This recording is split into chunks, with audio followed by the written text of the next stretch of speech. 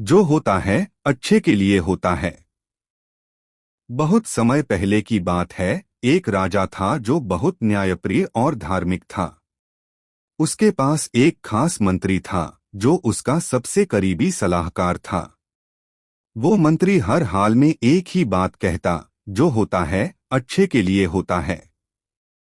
राजा को ये बात कभी कभी अच्छी लगती, पर कई बार जब कुछ गलत हो जाता तब वो परेशान हो जाता कि ये मंत्री ऐसा क्यों कहता है।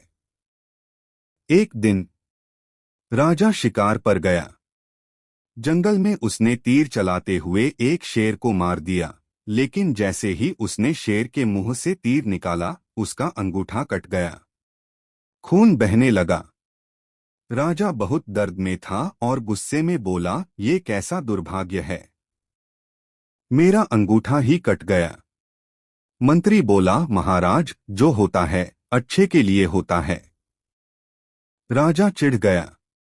उसने कहा, मेरा अंगूठा कट गया और तुम कह रहे हो कि ये अच्छे के लिए है। तुमसे बड़ा मूर्ख कोई नहीं। गुस्से में आकर राजा ने मंत्री को जेल भिजवा दिया। कुछ दिन बाद राजा फिर से अकेले शिकार पर गया। इस बार वह गहरे जंगल में चला गया। वहां एक आदिवासी कबीला रहता था जो इंसानों की बलि देता था।